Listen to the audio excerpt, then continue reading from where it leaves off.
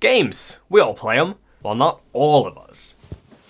It's not what it looks like. I swear, I play the games too. But a question that's floated around my mind for quite a while is difficulty. Or more specifically, how does the difficulty of a game form? Now I don't mean things like increasing every health bar or changing enemy attack patterns to be more aggressive in single player contexts. I'm talking what core elements of a game can make it difficult to play in a multiplayer context. And the answer I came to was that of the game's system. Whether it's a simple one with just a couple interactable pieces, or a complex one with so many moving parts within it that some could nearly be considered their own game. The answer is neither, let's get it over with. At first, obviously the game with more going on in it is harder. It'll be harder to pick up and learn, and harder to master completely. But what I was really thinking about wasn't the difficulty in learning, but execution. To play both these hypothetical games at a high level, what would make it hard? I think the best place to look at is an example that everyone knows of, which aren't even video games: chess and checkers. So let's start with checkers. I'm sure everyone understands it. Every piece is the same. You take enemy pieces by jumping on them on the diagonal there to space. Any piece that reaches the opposite end of the board becomes a king, which can move backwards. Last player standing wins. This couldn't be any simpler, yet this game can be hard. You need to advance whilst defending your pieces and taking enemies, trying to leave out a piece's bait, which could let you secure a double capture to try and make some insane progress. You could move your back pieces forwards to waste turns to try get the enemy to come to you, but that leaves your back row open for the enemy to get their kings. Despite checkers just being 12 of the exact same pieces moving forward, you need to think multiple turns ahead and consider what each movement could do. Since every piece is equal, even just letting one piece through to become king could spell the end of the match. So what about chess? As I'm sure everyone knows, it's got a lot more going on than checkers. 6 different types of pieces at 16 total, each behaving differently. The requirements for winning are far stricter, with you needing a checkmate, so I think we can safely say that chess has a lot more going on than checkers. The big thing to note here is that chess has choice, or rather it has even more. While in checkers, every piece does the exact same thing, so the main decision is always which piece, and half the time you'll only have 2 or 3 to pick from. In chess, there will be moments where every piece is a valid choice, and each movement is a valid movement. Maybe not that many exactly, but you'll go from maybe around 6 possible choices to 20 or more.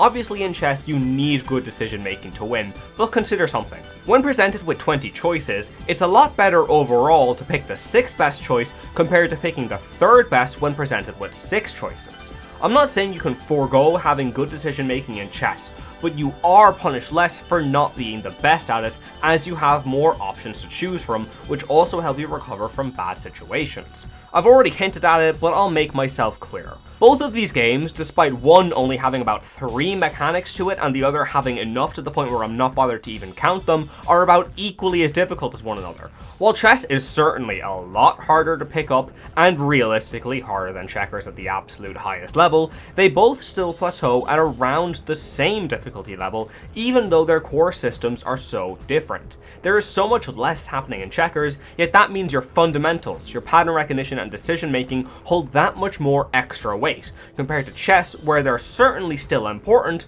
but consider that a lot of chess players just call chess memorization. Memorizing different openings, mid-game plans, endings and the like, which is certainly no easy feat, but would one call that a skill?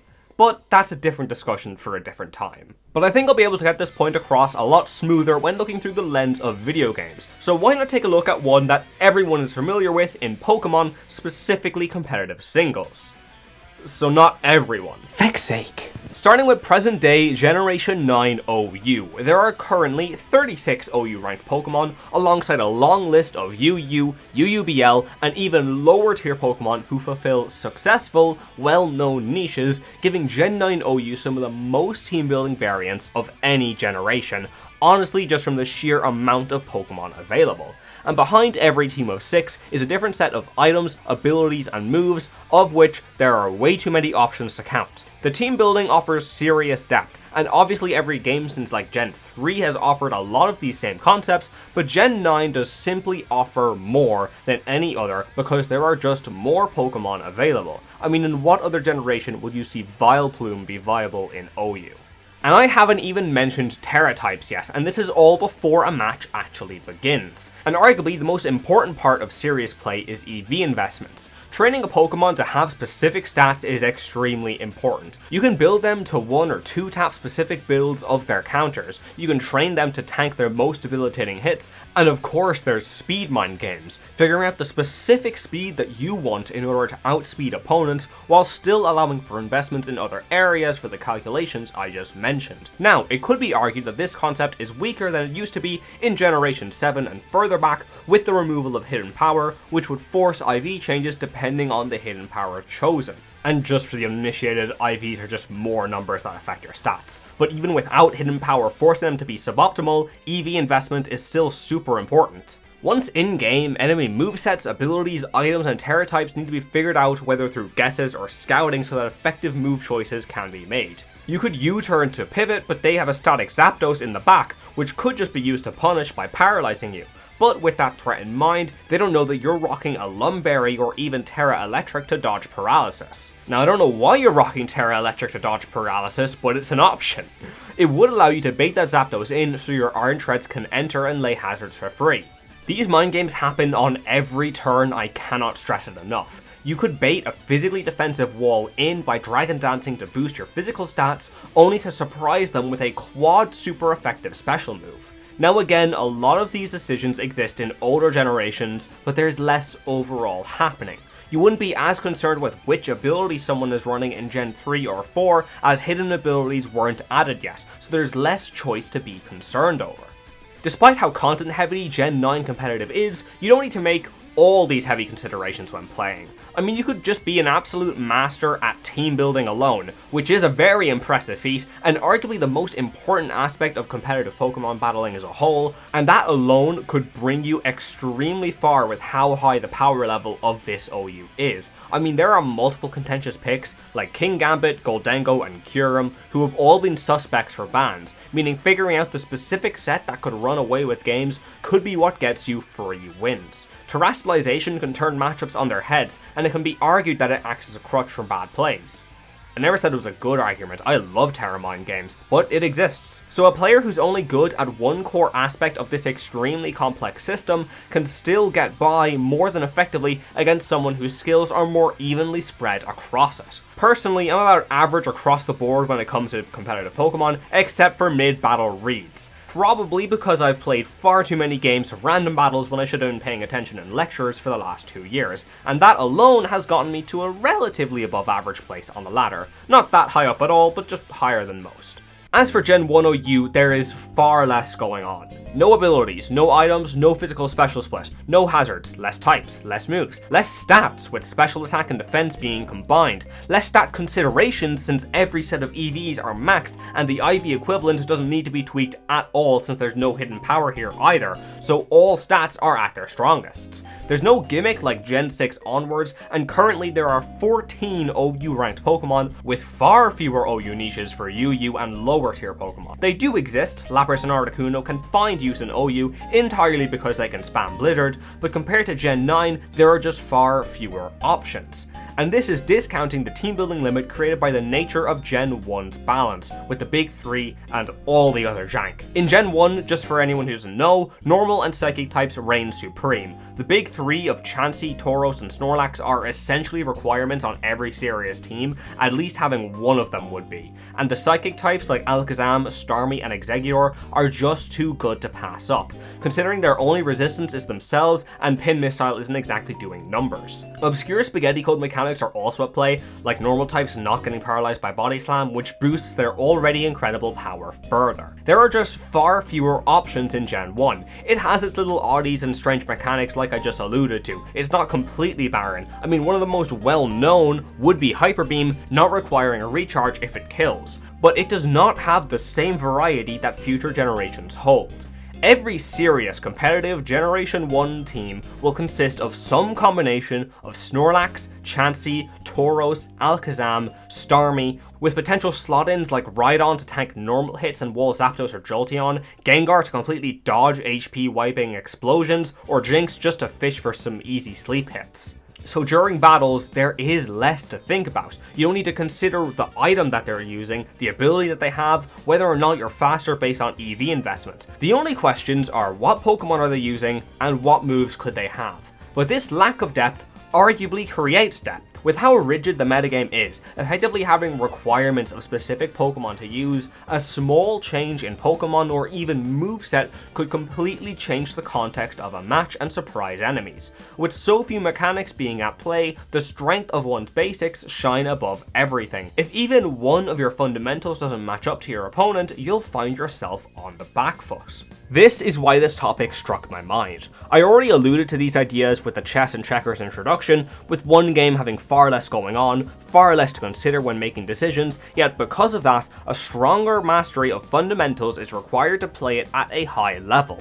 And on the other end of the spectrum, a game with lots of systems in it, many different mechanics and concepts floating about, means that players can neglect certain skills. Not entirely, but they can focus heavily on mastery of just one or two core mechanics within the main system of the game itself, and play at that same high level as others. We have all seen someone show up to a VGC tournament with nothing but 2-5-2 spreads. It sounds really basic and obvious, but it's so fascinating to me seeing how different difficulty and mastery can appear in systems that are near polar opposites of each other. And another thing to keep in mind when discussing the difficulty of something is a concept I'm gonna flat out steal from Coach Spilo with skill versus value. A concept many are familiar with is skill floor and skill ceiling, effectively how hard the mechanic of a game is to pick up and how hard it is to master. The simple games that I'll be referencing have a lower skill floor compared to their more complex counterparts, meaning they're easier to pick up. Now, skill ceiling is what this entire topic is about. How hard is it to reach the peak of the mastery of a mechanic or game? But what about value? Spilo has mentioned the idea of a value floor and value ceiling, effectively how much value, or in other words winning potential, a game, character or mechanic may have. The value floor being how much value they output at their skill floor, in other words base competence, and vice versa for the value ceiling. And just for an example using the previous Pokemon one to make things a little bit clear. Using Gen 1 OU, the skill floor is lower when it comes to team building, as there are less knobs to worry about and clear, very powerful choices in terms of Pokemon and moves to pick. This means that the value floor of a team that stacks the big three and some psychic types is fairly high, as with base competence, you will simply be stronger than a team that doesn't feature similar tier Pokemon being used by a similar tiered player. However, this does not dampen the skill ceiling like I already alluded to in that example. An experienced player will do more than just run away with the game when facing a new player who just threw top tiers on a team together. Likewise, the value ceiling of these same powerful Pokemon, like Tauros, Snorlax, and Starmie, is quite high, as when maneuvered correctly, they can even win against their negative matchups. So even though a value floor and ceiling can be high, it doesn't mean that the skill required of the player changes. It's just how easy it is to do something that would have a perceived high value. So when looking at how difficulty can form in these games, the general rule I find is that simpler titles will have a low skill floor, a slightly raised to generous value floor, combined with a high value and skill ceiling. Meanwhile, more complex games will have a higher skill floor, potentially a lower value floor, yet an equally high or at times even higher skill and value ceiling. And if you want to hear more of this value concept, I'll link Spilo's discussion. So let's move on to a different genre to see more of these ideas in action. I'm feeling fighting games. Footsies. No, not the concept, the game. Footsies is a fighting game based on the fighting game concept of footsies and is dead simple. There are 3 buttons, forward, backwards, and attack. There's a few different inputs, but they're all just holding down one button or double tapping the same one. It has a few extra pieces like parries and a super, which is literally just done by mashing. So how do you win in it? Land one big hit on your opponent. First to 3 wins. This is probably the most simple fighting game ever made. No motion inputs, no combos, no training mode running so you can perform moves, no meters, technically there is, but it doesn't matter, and no gimmicks to track at all. Just you and your opponents and 3 buttons. Or to put it in the terms I just mentioned earlier, it has a very low skill floor, but quite the high value floor. But a trend you should know by now is that this doesn't lower the ceilings. less can often be more. High-level matches of this silly little game are incredible to spectate. The mind games with each step forward and backwards have so much weight to them since there are no escape methods. There's no burst to reset to neutral, there's no grabs to position swap or even grab counters, there's no super armor or drive impacts, no supers that instantly teleport you to your opponent, just your knowledge and your ability to perform in footsies. Yes, it's only 3 buttons and dead simple, but because of how good you have to be when it comes to spacing and reads, alongside having the skill to output them, it's not just something to brush aside. But now let's take a look at normal fighting games. Massive character rosters, huge movesets, everything I said that is absent from footsies is obviously present. Combos, learning and executing inputs, grab systems, all these extra mechanics add more depth. But in doing so, like in my Pokemon example, there is less needed to play at a high level compared to footsies with all the extra meat on these bones. Now honestly, this is quite a gross simplification, but if you're a player who's come to rely on something like Burst and Strive, and I have no idea who this player could be, none at all, it means your defense isn't as good as it could be, but with some decent footsies, spacing, and if you can consistently bang out high damage combos, you will manage to keep up at that high level, sort of. While in the Pokemon example, the skill required to play both is pretty much even, as I started to look around for other examples that this idea could be present, and came across footsies and thought how it would be quite a good example, the idea that I had come up with, while not getting completely shattered, fractured a bit. I mean, yeah, footsies at a high level is hard. With so few tools at your disposal, you can only rely on your skill and your execution. There's no way for your skill with one particular mechanic to save a weakness in another area, or for the strongest character in the game to act as a crutch. In a game all about fundamentals, if one isn't as sharp as the others, they cannot cover for it. But for this specific case, most fighting games, at the very least the ones I am most familiar with in Guilty Gear Strive and Street Fighter 6, alongside some very sparse pieces of information regarding Undernight, Inbirth and Tekken, all of these have the fundamentals I was talking about in footsies present and more, since footsies the game was partially made as practice for regular fighting games. All that said, I do think there are some exceptions to my doubts. I mean, personally, I play Giovanna partially because she just gets to skip neutral with her really quick step dashes, and Dog Missile both acting as crutches for my own terrible neutral, which I noticed is actually the perfect example of my theories in action. Though in this scenario, in case it wasn't obvious enough, I am not a high-level fighting game player, but listen for just a second. It also showed a cool case where the skill floors were quite different, but if anything, the value floor in the more complex game was actually higher than in the simple one, and this is notable for one main reason. Even though a game system could be described as difficult, a player with base competence could actually hold up quite well depending on that game's exact value floor. Now in this case, it's definitely the character raising the value. The step dash is exclusive to Giovanna after all, but I hope that makes my point clear. Getting back to the main topic, all the fighting games I'm most familiar with are really hard to play at a high level. In fact, even the ones I'm completely unfamiliar with are. Now I know that at that high level, things like motion inputs, which again aren't present in footsies and do make it easier, are not considered a barrier, but matchup knowledge, tracking resources, countering throws, reacting to DI, and far more mechanics that I just don't know of in other games are all present. Either way, the more I think about it, since the mechanics of fighting games are built on top of the fundamentals of footsies, or rather, footsies the game was built off of the fighting game fundamentals, they have all the depth of footsies and more. But then I thought about it a little bit further, and tanking one hit doesn't immediately make you lose a round in footsies, which is what the real threat and skill is. And like I mentioned with Giovanna, in at least certain games there are ways that you can skip over neutral, effectively skipping over footsies, or again, having a higher value floor in the more complex system.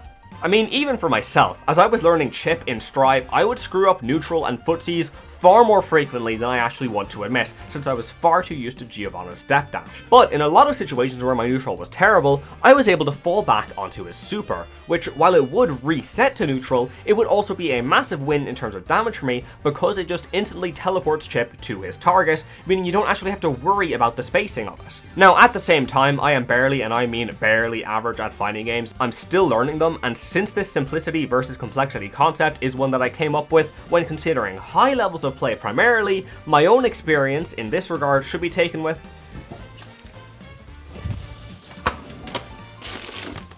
forget a grain of it, take the entire shaker. So after going around in circles in my own head for hours trying to figure out not so much which is harder because the answer was right there, but rather where does the difficulty of these games begin to plateau? In the end, I would say that the Footsies game is probably as difficult to master as regular fighting games are, since characters can have different strengths that allow certain fundamentals to be skipped over. I'm looking at you, Potemkin players. But you can argue incredibly easily that this isn't the case, and honestly, I could not argue back. It definitely depends on your own stance on where difficulty comes from. Personally, I think mental games and macro are a lot harder than micro and mechanical skill in most situations. So with the two games I'm most familiar with in SF6 and Strive, having either characters or methods that allow some portion of macro to be skipped over, whether it's through bursts, drive impacts, or dog missiles, you can see how I think they're even in skill taken. But it's also such an unbelievable case-by-case basis, considering I'm comparing one game against nearly the entire genre. But feck it, while I'm making mistakes, we may as well bring another into the ring with your only move as Hustle. YOMI Hustle is a fighting game. It's also chess. At all times during turns, you can see the exact moves that both you and your opponent can make. So where the hell does this fit on the graph? Bring it back to Pokemon, I don't know, lad. I mean, where would you put it? This is like if my Footsies argument and my every other fighting game argument got mashed together into one great example as to why crossbreeding shouldn't always be encouraged. It's got controls far simpler than Footsies, you literally just point and click, but it's got all the depth that it has, just in a different flavor.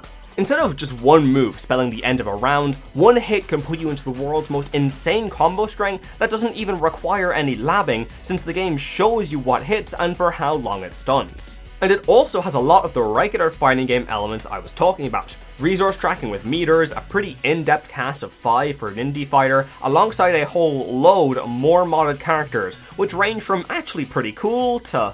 Hi guys, this is my Guilty Gear OC, Mr. Gearington. He's actually from an ancient civilization and is Soul Bad Guy's ancestor. He's got the power of 37 suns. I haven't read Guilty Gear lore. And even with all the moves laid out in front of you, you still need to know what ones would be best for your situation, what moves your opponent is considering, and how you can play around this knowledge to throw in a curveball. This can range from something as simple as dodge rolling a grab to cause it to whiff in a situation where you'd rather that potential consistency instead of gambling on a grab reset to neutral. Or you can just play mutant like I do and just break the laws of the game's spacing by making all your moves have a full extra character worth of length. The difficulty in YOMI Hustle comes from the mind games, even though it's as simple as coin flips on bursts. Will they burst at the start of it? Maybe they'll save it for a more committal moment near the middle of the end. You can either keep full sending it and attack them constantly, waiting for burst to reset to neutral, or you can try predict it with a block and parry, securing your combo route which you now need to execute as best you can before they regain control. The mind games from burst alone makes it more than just a coin flip. It's only one decision with so many possible options. Sure, you may be able to tank jab, but what if jab keeping you midair in hit stun is terrible for you? You may want to burst now to cancel it, or you can wait till they're mid-combo to burst as you're closer to the wall, giving a neutral reset higher value, or burst to send them into the wall. And I haven't even gotten into DI, because you can't truly tell if a combo will land or not, since you never know your opponent's DI. And just for the uninitiated, DI is your directional input, commonly seen in platform fighters like Smash or Rivals of Either. Literally just the direction you're holding your stick is the direction your character will veer towards when you're in hit stun. The DI in YOMI will always be the most skillful aspect of it, even though it's just this slider you move around. Gauging the rough DI of your opponent and finding the optimal one for yourself during combos on either side is genuinely the difference between a win and a loss. I have dropped several combos purely from having a poor guess on my opponent's DI, and honestly I've probably given so much HP away from having poor DI in my own games. YOMI is a really cool case. It's honestly like a hybrid of a simple and a complex system at once. A low skill floor, high skill ceiling game with value floors and ceilings that change each match. It's dead simple to pick up and there's no hidden tricks. Both you and your opponent will have every possible move placed out in front of you, but you're the one who has to orchestrate what moves will be used, and making reads in this game honestly feels so much cooler than anything else. Out of who knows how many options, you guessed the correct one. and while it's easy to hop in if you're trying to play Yomi at a high level, it will be one of the most difficult endeavors you could take on. Knowing how the characters tend to play and picking up on how each player likes to play mid-match, potential specific interactions that may pop up for only one turn, learning how players will want to DI during combos versus neutral, it does not have the same simplicity that Footsies or Gen 1 OU does, despite how easy it is to get into. There are so many mechanics and interactions at play, and while it demonstrated that less can be more in terms of the difficulty system of the game, let me tell you lads, more can be more as well. Though more can also be bullshit. So you can create a rewarding difficulty, mastery, learning curve, whichever term you'd prefer, in both simple, complex, and hybrid systems. Still not sure where the hell it goes on the scale though. But what if the game lets that difficulty be a choice? Of course I'm referencing character choice, which I do need to clarify, absolutely should have been brought up properly in the fighting game section, but consider that in both of the traditional fighting games that I play, I main the two women who turn into missiles and have long ass sweep attacks, and know next to nothing about the rest of the cast, aside from the fact that Jamie's theme goes crazy. What I'm getting at is that I could never do it proper justice. Now in Overwatch I could do a lot more than justice to it. I can actually worry my therapist with how much I know about this game. You know, back in 2016, Overwatch made one of the very first ever console-exclusive balance changes because they had to lower Torb and Symmetra's turret damage because players at the time just couldn't keep up. So I'll get straight to the point, Ball and Winston. Both are dive tanks, yet both are the very definitions of this difficulty idea. Starting with Winston, just for the uninitiated, he has 3 abilities, a damaging jump, a bubble shield, and a steroid ult, giving him a big HP boost, faster jumps, and it changes his primary fire to a melee knockback. His primary fire is just an AoE in a short range in front of him, and his secondary fire is a charging bolt, adding a little bit of aim to the character. His kit is very simple and incredibly easy to get a handle on. He's really well designed after all. But I'm sure if you've been in any Overwatch discussion since the game launched, you'd be well aware that Winston ult is one of, if not the hardest ultimate in Overwatch to use to its maximum. Primal juggling is a skill that always leaves me in awe, and that's without getting to the general difficulties of Winston with rotations, positioning, and cooldown management, with these skills having a particular importance on him compared to some other tanks because of his role as a dive character, with dive as a composition and playstyle being all about pressure, or put extremely simply, it's turn-based, but that's a different discussion. And even just returning to the mechanics of Winston's kit for a moment, sure, it's all simple on the surface. He's close range, minimal aiming is realistically needed, but his jump alone is one of the most skillful movement abilities in Overwatch. Knowing how to control it in the air is the difference between just playing Winston and winning. And on the other side of the spectrum, you have Wrecking Ball, with 2 different forms, 7 abilities compared to Winston's 3, and a slightly higher need for decent mechanics with his tracking focused primary fire, and enough tech to scare away my granddad. At a surface level, Ball is far harder than Winston. He's more difficult to pick up, and just as, if not more difficult to master. I mean, a lot of his abilities are quite simple. Shields, shield transfer, slam, and his ult are all fairly basic. The physics of Ball form definitely have a lot of nuance and takes some getting used to, but Hook is where the real meat of his difficulty lies. Hook, and previously the Ball form as well, are what enable Hammond to perform at his highest.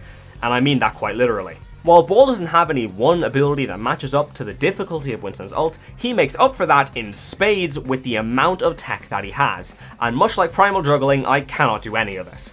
These hands have gone soft from simpler tasks. Thanks to his abilities and tech, Ball has a much wider variety of choices in any given moment compared to Winston. While Winston will have 3, 4, maybe 5 options in a fight, Ball will have upwards of 10. And this mirrors my idea of how difficulty can form if you remember it from all the way back in the introduction. With Winston having less options, the weight of the effectiveness they hold is greater, meaning that recognizing the best play to make from the few available is a skill that demands mastery. But with Ball, more choices means less weight in their effectiveness overall. A Ball player could pick what could be seen as the 3rd best option for any given scenario, but be far better off than Winston would be making that same 3rd ranked choice. It can be viewed in 2 ways. Ball doesn't need top tier decision making as he has more decisions to make. Or Ball needs a great level of decision making because you have more choices on how to end the game. I mean, both work. Now in regard to this specific example, I do need to clarify that, in all honesty, I would probably say that Ball is a bit harder than Winston. even though I'm not trying to compare the difficulty of these characters, and more so look at how two opposites can form similar difficulty levels. When it comes to Ball, once you're past at least mid-elo, you need tech like double boops, staircase boops, and wall bounces to achieve an acceptable level of value, which when compared to Winston, where primal juggling is really important the higher you climb, I wouldn't find it to be as necessary as Ball tech is, as it's just a few 10-second instances over a match compared to being needed at all points within one. Regardless of this nitpick, these two both show how straightforward and complicated characters can be equally as difficult in any system. Like I've said numerous times already, a simple character will demand a high understanding of fundamentals if being played at a high level, while a more complex one can forgo certain aspects of their kits or even certain fundamentals altogether and still reach that high level. I mean, while on topic of Overwatch, I have seen multiple Wrecking Ball players do no shooting to GM challenges and actually succeed. They got to the high level of a first-person shooter without shooting. This could point to many things, but I'm going to stick to the one that serves my argument. And obviously, this particular theory applied to characters would apply to literally any game with characters in it. I already mentioned how I should have talked about this in fighting games. Just look at Giovanna and Chip in Strive. Both rush down, but one has a lot more going on, and it definitely isn't the hotter one. And you can see it in MOBAs as well. Pre-rework Udyr in League was often said to be one of, if not the simplest characters, yet his difficulty only increased the higher you climbed because of how little he had going on. He was effectively only auto attacks. 4 different types of auto attacks, but auto attacks nonetheless. And that same difficulty that I'm talking about was also only up until a certain item was added, but we can ignore that one for my mental health.